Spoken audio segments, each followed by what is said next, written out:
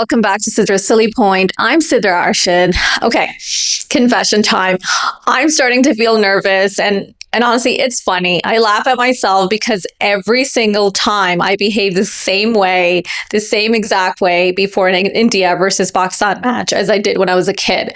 The nerves, the anxiety, and most of all, the hope. Big, delusional, unshakable hope. I mean, I know the odds, I know the stats, I know the matchups, and yet I hope. And if the weather behaves, I'm hoping we're in for an absolute cracker. So, does Pakistan have a chance? No. I mean, yes, there's always a chance. Before I give you my playing 11, let's talk about the positives. Pakistan have been based in Colombo. They've been accustomed to the location. Yes, their first two matches were at the SSC, and this one's going to be at Pramadasa. But travel-wise, there's minimal disruption. India, on the other hand, will be traveling in for the first time to play Pakistan. And Pakistan obviously has momentum after that jittery heart rate spiking start against Netherlands. They looked far more clinical against the USA. And hopefully the nervous energy has already been flushed out of their system.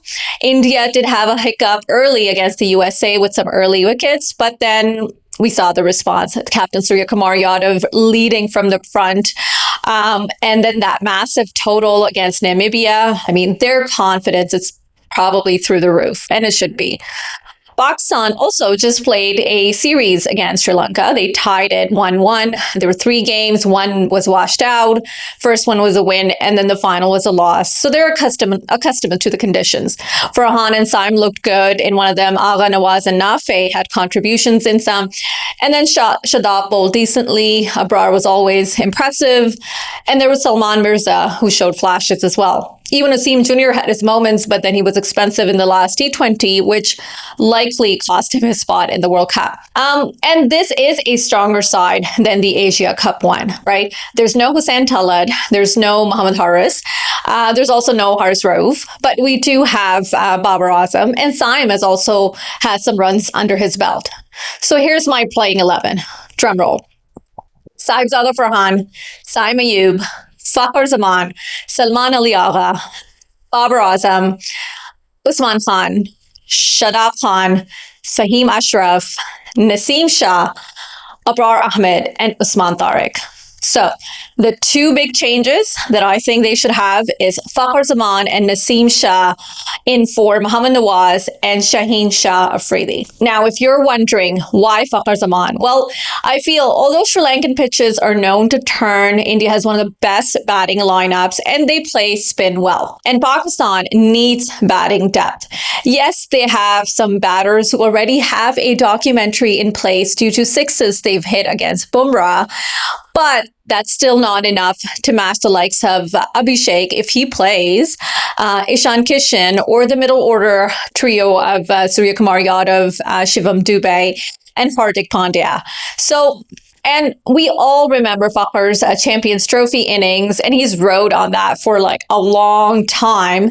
But this isn't why I'm including him in my 11. This is likely his last World Cup. And although including him pushes down Agha and Babar further in the lineup, whatever. They can fiddle with that based on the situation of the match, right?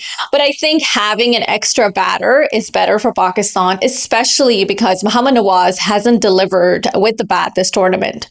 He has been struggling and seems stuck when he comes on the crease. Plus, the Indian batting lineup is filled with 5 or 6 left-handers, so his bowling isn't as big an advantage. And I was also taking a look at how he performed in the last outing against India in the Asia Cup.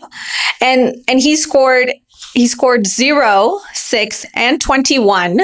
And never bowled in the first T20 and bowled just 1 over in the second, and then 3 overs for 27 runs with no wickets in the final against India in the Asia Cup. So all in all, his performance against India has been lackluster, and he hasn't performed in the 2 games in the World Cup so far.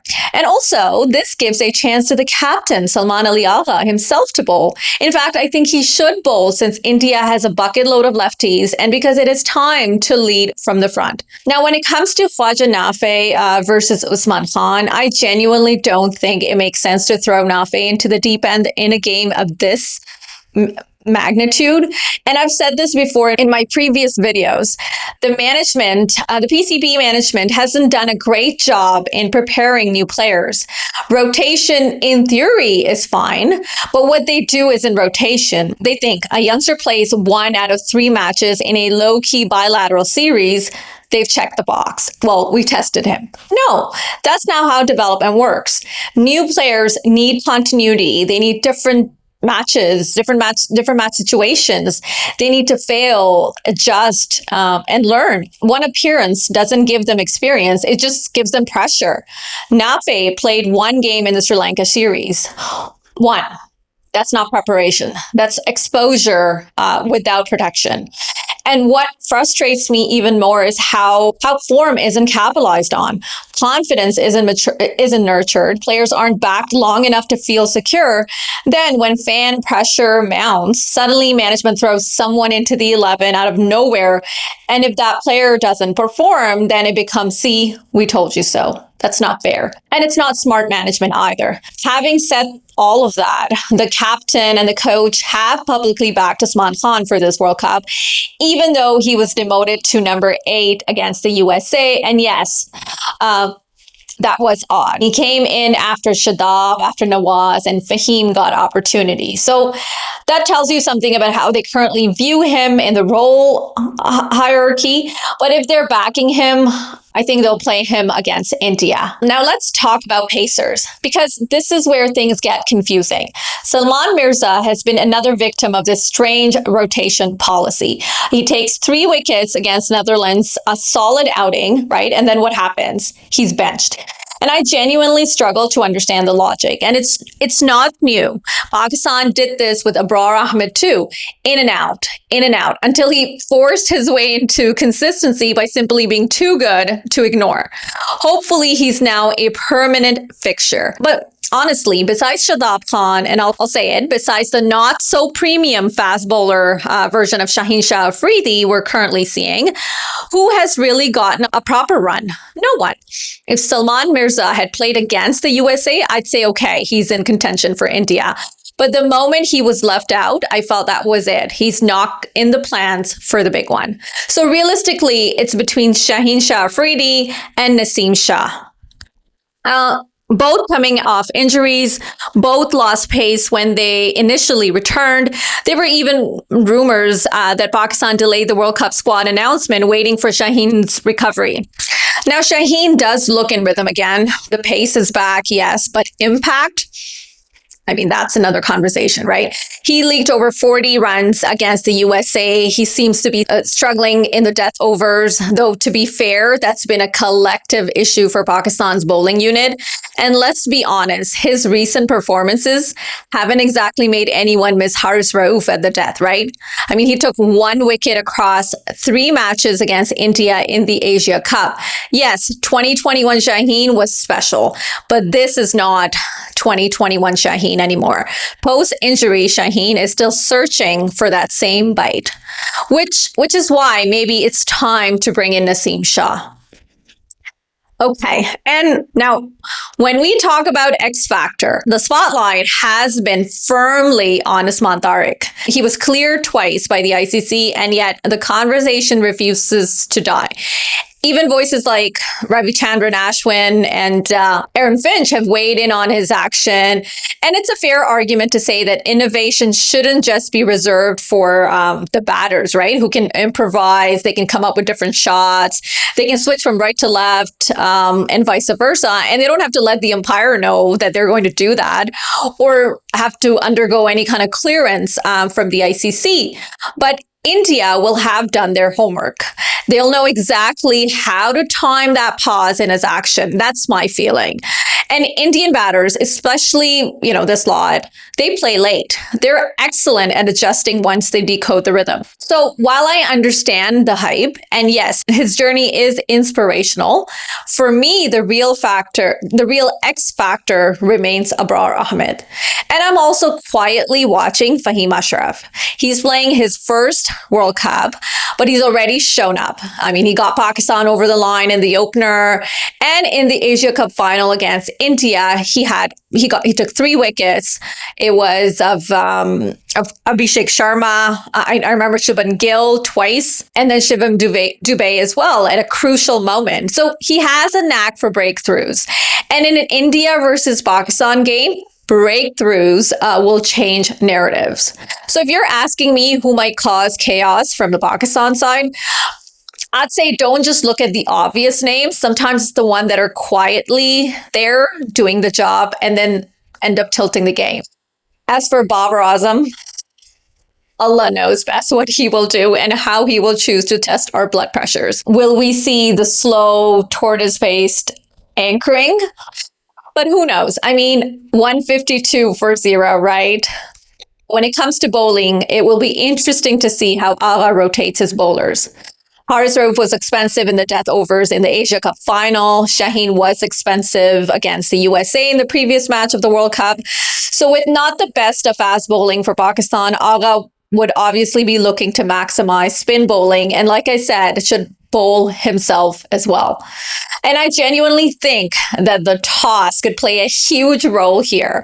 Whether Pakistan feels more comfortable setting a target or chasing one, that decision could define the tempo of the entire match, plus the weather, right?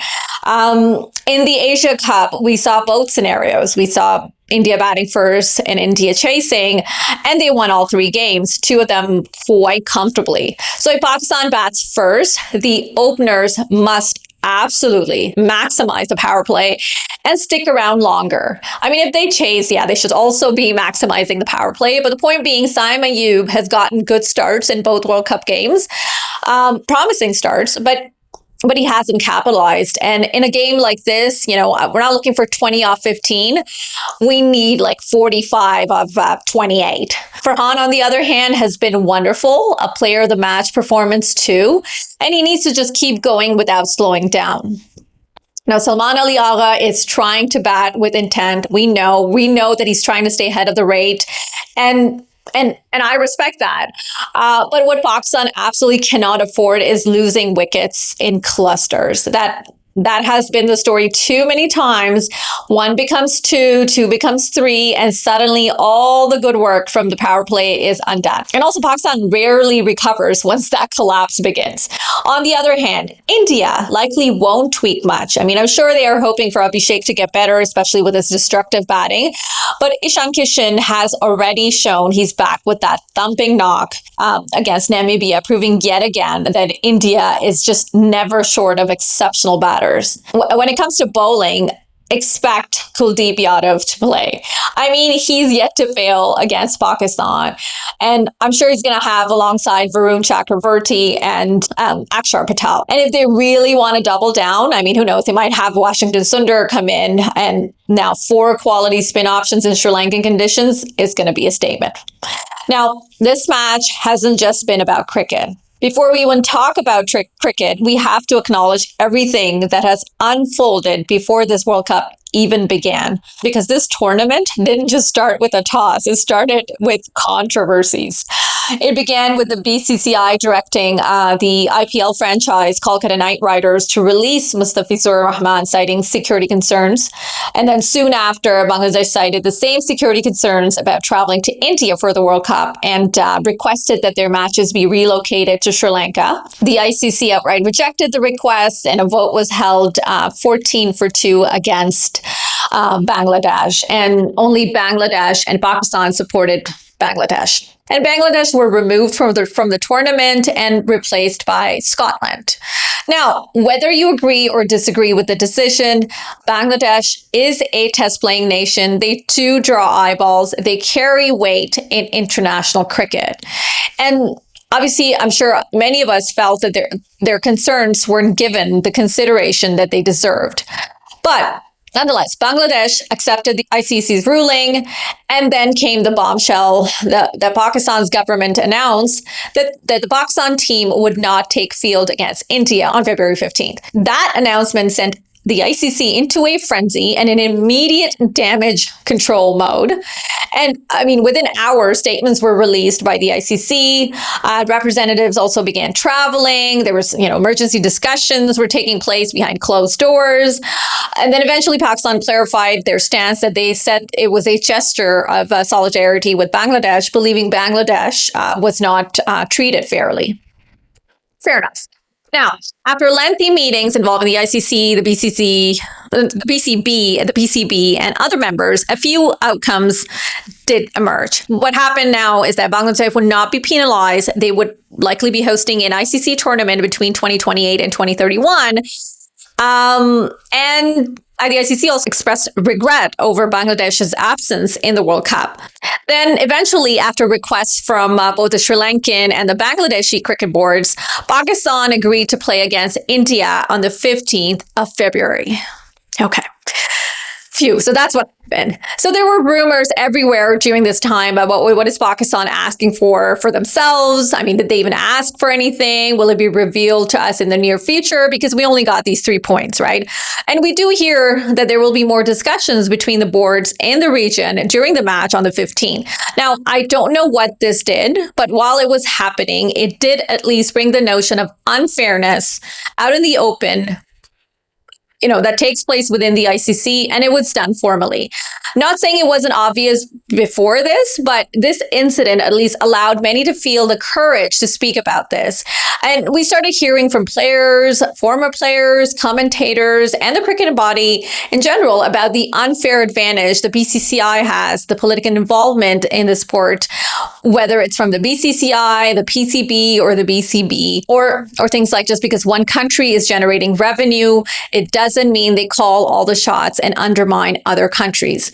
And they play to generate revenue, but want to play in a neutral venue and not shake hands.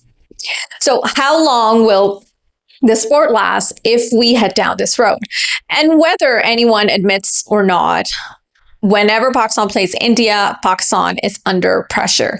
That's not new. But this time, I think the pressure tilts just a tad bit.